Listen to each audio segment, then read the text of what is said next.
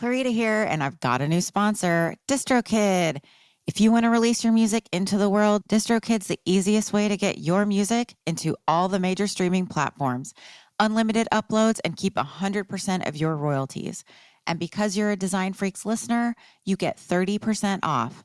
Go to distrokid.com/VIP/designfreaks. DistroKid.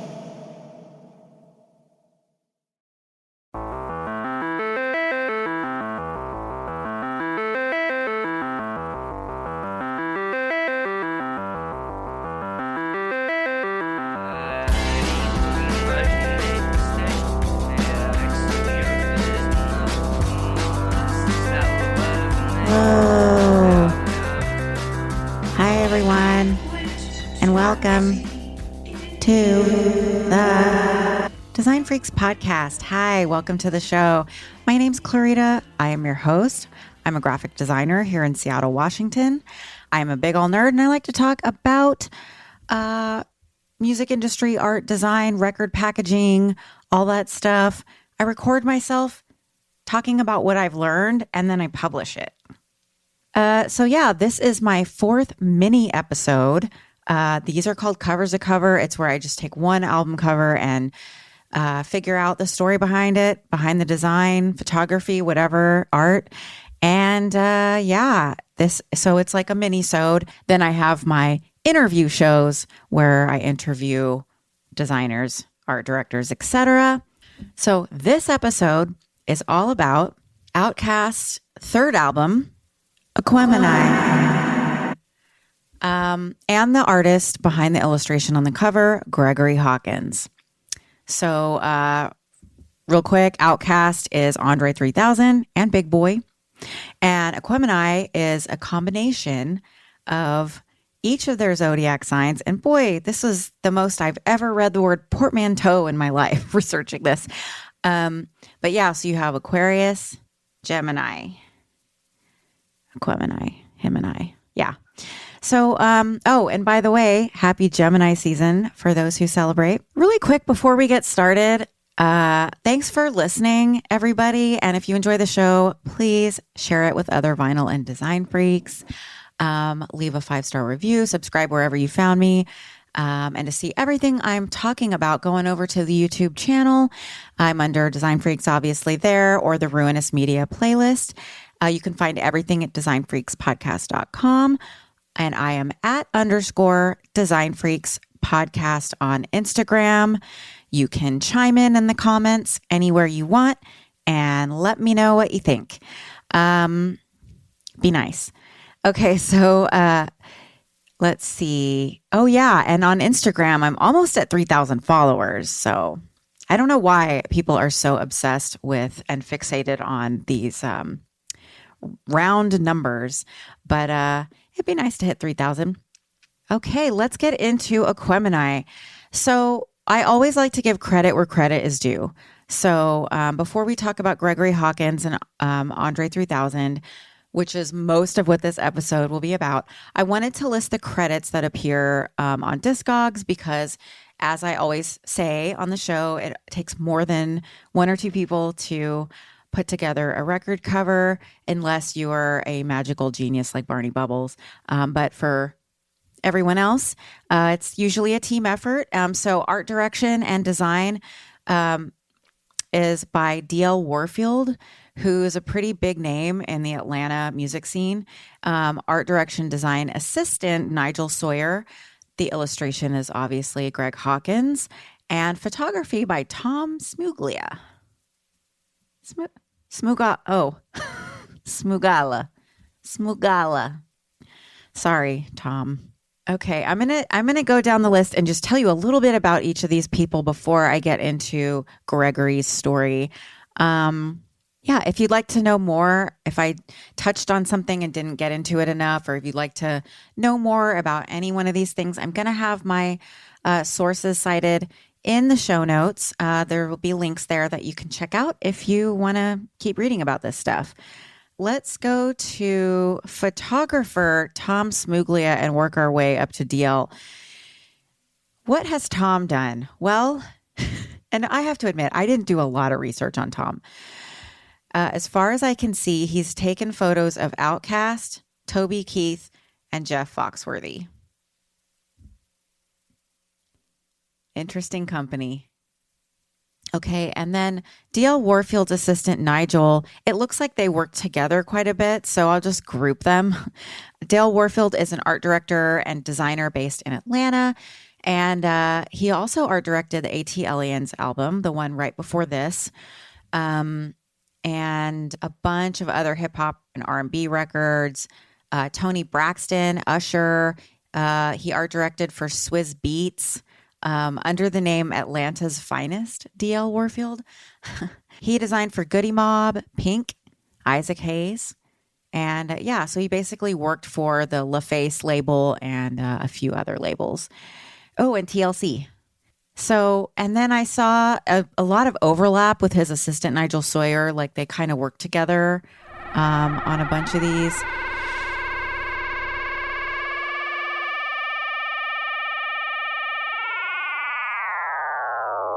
Okay, let's get into Gregory Hawkins. He's the illustrator of this fine record cover, and I'm taking mostly from, there's a few different articles, like I said, the links are in the show notes. I'm taking mostly from the Columbus Monthly, and the article is called How Columbus Native Gregory Hawkins Created the Album Cover for Outkast's Aquemini. Early recognition of the artist's talent, a move to Atlanta, and some serendipity led to the creation of a double platinum album's iconic 1970s inspired cover illustration by Joel Oliphant for Columbus Alive. So Gregory grew up in Columbus, Ohio, in a neighborhood called Milo Grogan in the 1960s. So he knew he was a gifted artist from a very young age. His mom was awesome. She always encouraged him. Here, I'm going to read some of his direct quotes because this is an interview. So Gregory says, she was raising 3 hard-headed boys, and my father would be at work all day. So she would give us crayons and sit us on the floor and say, you guys draw me a picture, and whoever has the best picture gets extra dessert. So he basically says he would like lie down on the floor with his crayons and start drawing. But after a while, his 2 brothers would just stop drawing and just start watching him because he was so good. And then eventually, this is a cute part of the story. His mom had to come up with other competitions because it just wasn't fair. He was just racking in all the desserts. But the affirmation of his artistic talents also came from outside of his house. He had drawings in the Columbus Citizen Journal newspaper. He also had something, artwork handpicked by the Columbus Museum of Art in the 1960s. And he says, quote, out of all the kids in the city, they picked one of my pieces to be exhibited at the museum. And this is a huge deal. And then everyone just kind of like threw all the little design jobs to him. So like if there was a party, they would have like let Gregory draw the poster. So at Columbus North High School, which offered a 2-period art major, I went to Texas public schools, and I'm always so jealous of people who have these cool programs in their schools, like art major. We had one of my schools was Mrs. Welch, who was religious and would censor our artwork. I did get special treatment because my whole family was good at art. I got a little bit of special treatment because of that. But then the next high school I went to, the person teaching art was a football coach, and he would quite literally put a cow skull on a table and tell everyone to draw it and go do something else.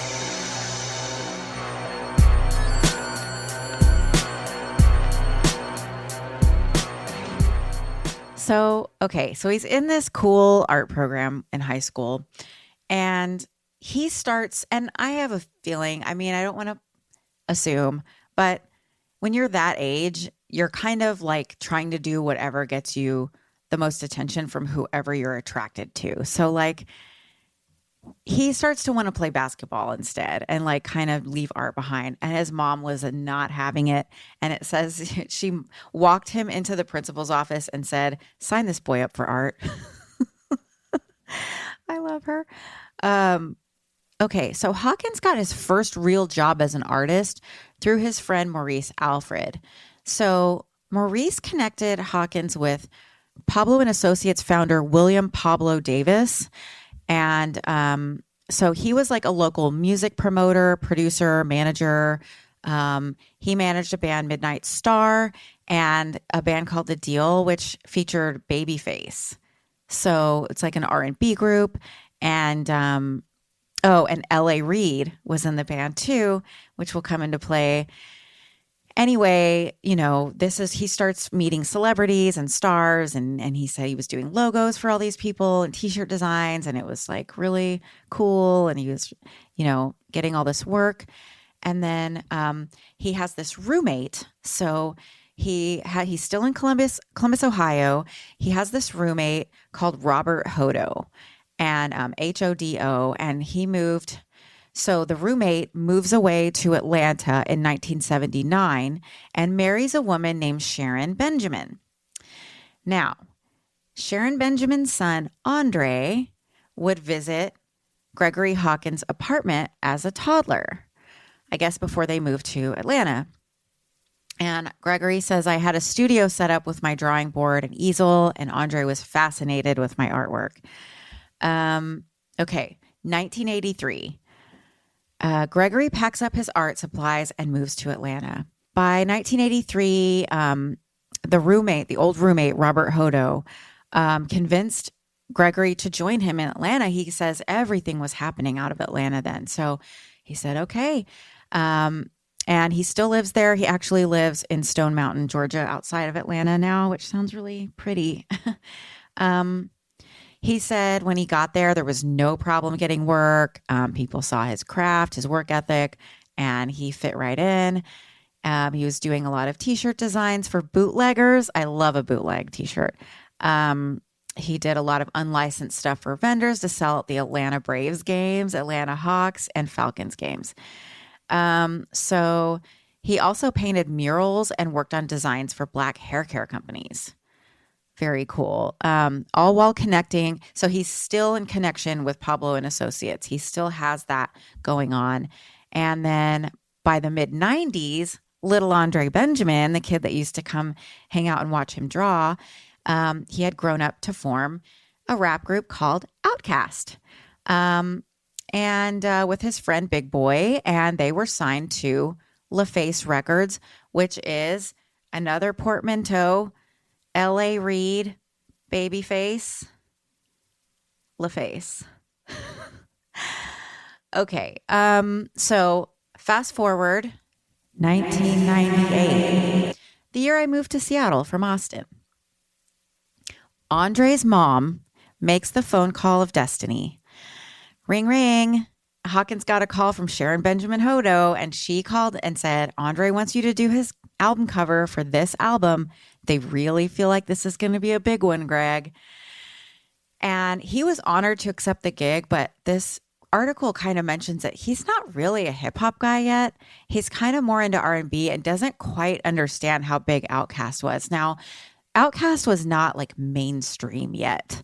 They weren't everywhere. Not like the So Fresh and So Clean era or Hey Ya or whatever.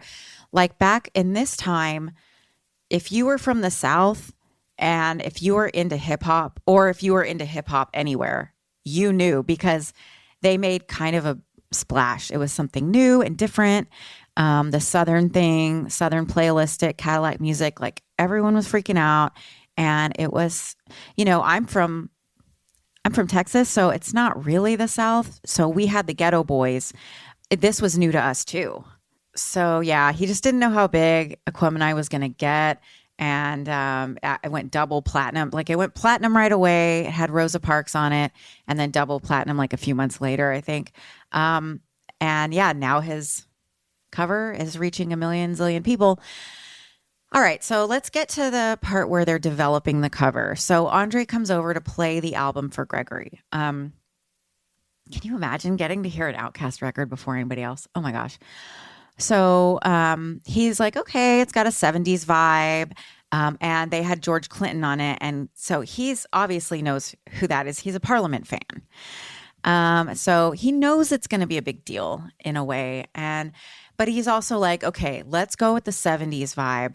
He gave them bell bottoms and pimp gear. I mean, they do look like they're going to go to the Players Ball in outer space. Here's where Gregory really starts to feel like an Ohio guy. He said he felt a little bit out of place in Atlanta. And he said, I'm African American. I'm from the hood. I grew up in Milo. But when I came down here, it was like they were talking a different language to me. I didn't understand a lot of the things they were saying.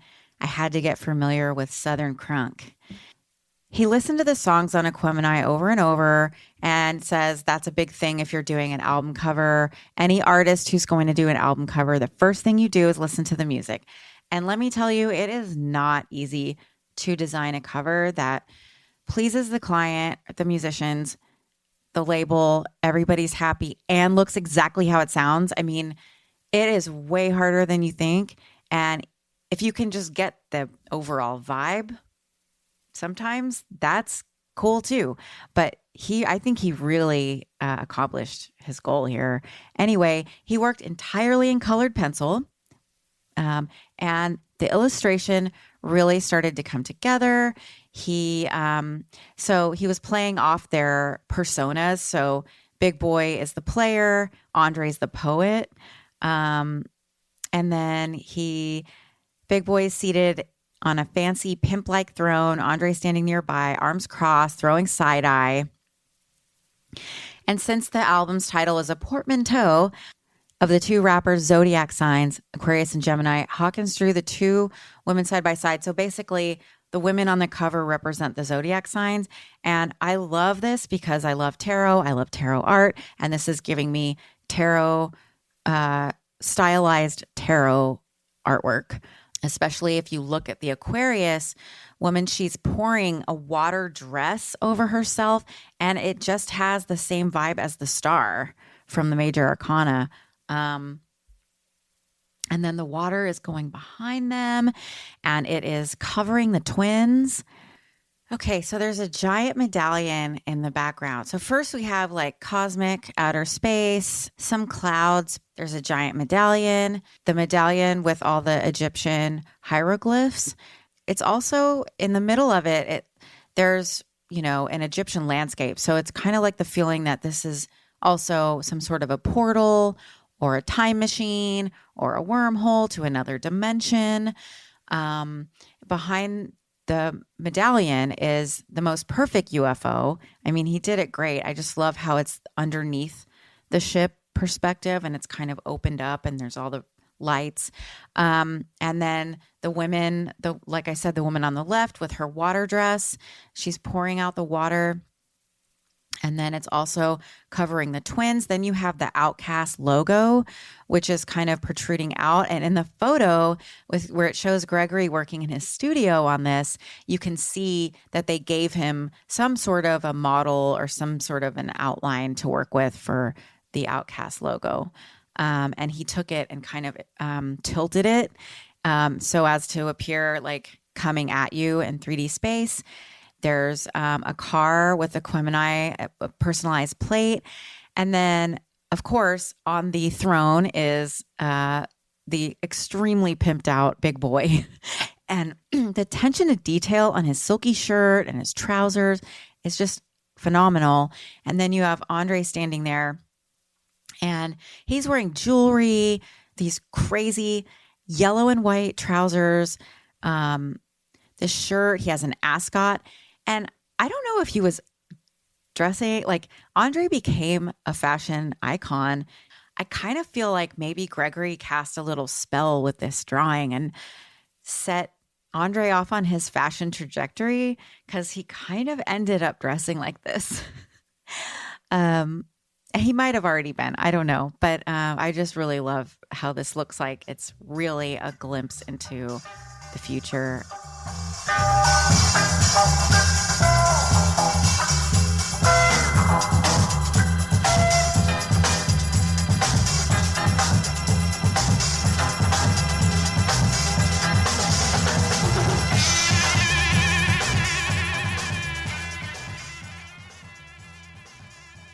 There's also a square that Big Boy and Andre are sort of busting out of. It's subtle, but the chair and them, they're both outside, and the solar flares are outside of the square. So if you see, it's cutting the twins' legs off, and it's behind the Aquarius lady. And then they're kind of breaking out of that boundary. And then you have the lettering, really cool kind of Egyptian looking extruded lettering with, lighting effects. And then there's some solar flares with it, which I think is so funny for outer space. I don't know. It makes sense. Yeah, there's just a lot of attention to detail here. Yeah, and they talk about in the article that he drew that gold medallion with the Egyptian pyramids hieroglyphs as a tribute to Andre's interest in Sun Ra. Very cool. And as well as an homage to the hieroglyphics relief carvings of Benjamin Crumpler, a Columbus artist whom Hawkins still admires. So he did get to put some of his own taste into the piece as well. And then the spaceship, which Hawkins remembers Andre describing as the descension of the mothership, that hovers over the medallion. And it's also obviously a callback to their previous album, ATLians. Yeah, it's kind of like their nod to Afrofuturist themes. If you're into that kind of stuff, and Parliament, the artwork for Parliament, I did an episode 6, I believe, on Pedro Bell with my guest designer, Megan Cookies. And that's an all audio podcast, but there is a page up on the website. We talk all about his own contribution to Afrofuturism. So you may also like that if you like this. Okay, so back to Gregory. Now, this is insane. He worked fast. This whole thing came together in 2 to 3 days. He says, I'm a very anxious artist. I want to see the finished product quick, fast, and in a hurry. He says, I like to finish a piece of work in a day if I can. Don't tell your clients that. Don't start expecting it. Okay. He envisioned the initial sketch as a rough draft. So he kind of drew all the outlines, and then Andre came over to look at it, and he goes, that's it. Hawkins just colored it in, called it done. Amazing. Obviously, like I said, the lettering and sun flares were added, and the design. A lot of other stuff gets added. Layout has to be done. Record covers are more than the art. There's also, in this case, the photographer involved who photographed Gregory's artwork, and there may have been some editing involved in that phase, or perhaps the raw photo goes directly to DL Warfield's team. They do some color correction or whatever. It's always a team workflow. Okay, so unfortunately, Hawkins, I guess since then has been battling cancer on and off. He is on Facebook. I found him there. In another quote, he says, I like working with color. Bland artwork serves a purpose, but it's depressing to me.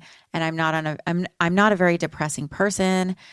He said, I love vibrancy. I love things to be beautiful. That's awesome. I think, Gregory, why not design a tarot deck? I don't know. I would order one. That would be cool. Okay, so, I hope Gregory's okay. I can't find any other albums he's designed. I don't see anything officially listed, although I'm sure he has. So, aside from the artwork, I love this record so much. So I wanted to go over some lightning round facts about the record itself, not just the cover, but the album itself. So here are 5 quick facts about Aquemini. What is going on with my hair? Okay, number 1, Hold On, Be Strong was written by session guitarist Donnie Mathis and originally conceived as a full song with verses, but the group preferred to only use the refrain. Andre 3000 played a kalimba on the song after purchasing the instrument at a flea market. Okay, Handsome Genius Award. to Andre. It's also, that instrument is also called mbira, is how I'm going to pronounce it, mbira. And I have a photo of it up on the screen. I'm sure you've seen it. I believe you play it with your thumbs. It's like a metal instrument. Very, very cool. Number 2, The Art of Storytelling Part 2 is an apocalyptic song that represents the group's vision of the last song recorded in the world. Now that I know that, I listen, and yeah, of course, the lyrics back that up, but I never noticed it before. Number 3, the Rosa Parks lawsuit. Okay, so in 1999, civil rights activist Rosa Parks filed a lawsuit against Outkast for the song Rosa Parks, claiming they used her name without permission, false advertising, infringement on her right to publicity, in addition to defamation of character. She was not a fan of this style of music, probably. The whole thing was like, no, thank you. But the lawsuit was dismissed at first on First Amendment grounds, okay, by a federal judge. But then the appeals court partially reinstated the suit in 2003, stating that the group must have an artistic reason for titling the song with her name. Like, why does the name of the song have to be? Okay, so then the case was settled in 2005 with Outkast and LaFace Records agreeing to create educational programs to, quote, enlighten today's youth about the significant role Rosa Parks played in making America a better place for all races. And it's notable that Rosa Parks died that same year in 2005. So I'm not sure which happened first, and if the estate settled for that, the educational programs thing, or I don't know. But rest in peace. Number 4, the album was placed at number 11 on the list of 100 best albums of the 90s. It's on a ton of lists, but this was a list by Rolling Stone, so that's pretty huge. And then in 2020, they revised their previous 500 greatest albums of all time list and re-ranked Aquemini at number 49. But when they first released the list, they were number 500 of 500. And then they said it was the greatest record to come out of the Dirty South. Okay.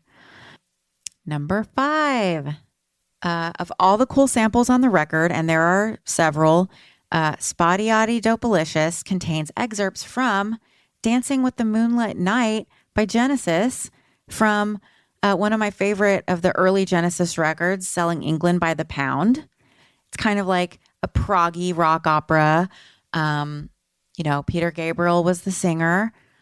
They maybe should have changed the name when he left. Just saying. But yeah, this is a very conceptual record. It's very cool that they sampled a prog rock song. And it's kind of a subtle sample. You have to listen for the guitar. Interesting. More cool points for Outkast. Bonus fun fact. Chonky Fire is what I call my cat Santi, because he's a little chonky. Also, it kind of reminds me of the Showbiz Pizza Band, Chonky Fire Explosion, spiced with rock and roll. Okay, that is the episode. Thank you so much for listening. Subscribe to the YouTube, leave a 5-star review, whatever. Thank you, Gregory Hawkins. Thank you, Outkast. Hope everyone's doing as well as possible out there. Hold on, be strong. Chonky Fire. Love you. Bye.